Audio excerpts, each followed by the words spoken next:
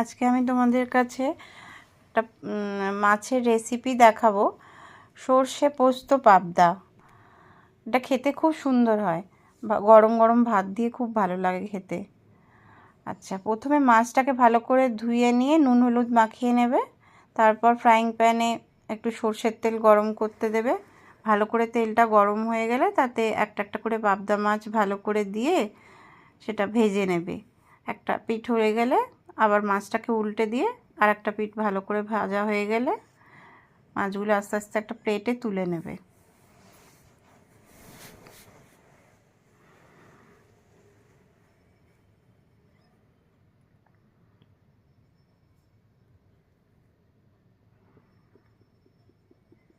মাছগুলো লাল লাল করে ভালো করে ভাজা হয়ে গেছে, দেখো। এভাবে মাছগুলোকে প্লেটে তুলে রেখে দিলাম। এভাবে সব কটা মাছ ভাজা হয়ে গেছে।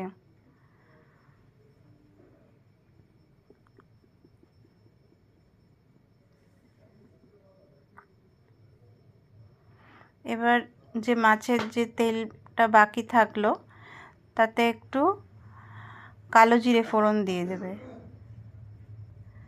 আর দুটো কাঁচা লঙ্কা দিয়ে দিলাম।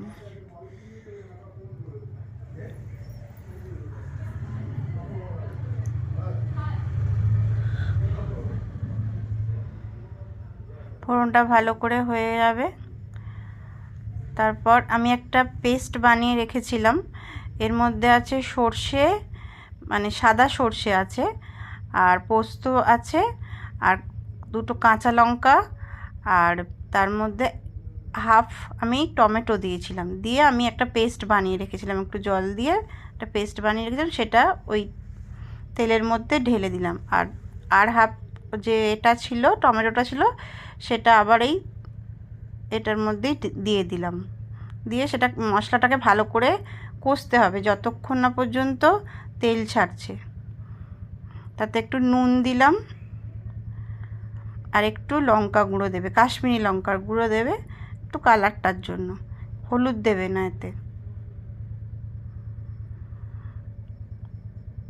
টমেটোগুলোকে ভালো করে একটু ম্যাশড করে দিলাম, দিয়ে ভালো করে যতক্ষণ না তেল ছাড়ে ততক্ষণ ভালো করে কষতে হবে। কষা হয়ে গেল, এবারে তেল ছেড়ে গেলে এবারে একটা একটা করে মাছ নিয়ে ওই কড়াতে দিয়ে দিলাম।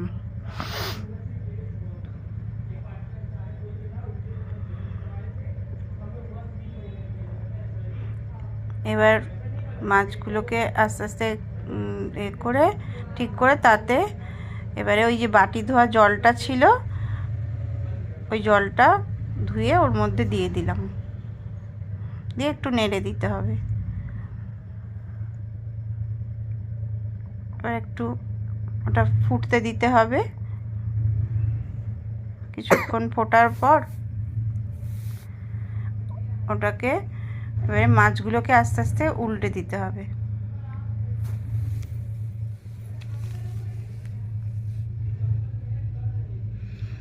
এবারে লাস্টে একটু ধনে পাতা ছড়িয়ে দিলাম আর একটু কাঁচা তেল, সর্ষের তেল কাঁচা ছড়িয়ে দিতে হবে।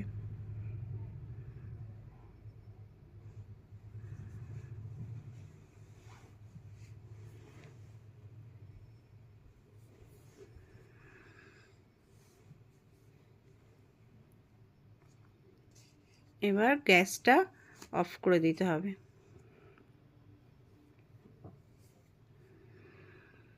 দিয়ে এবার আমি এটা একটা প্লেটে ঢেলে দিলাম।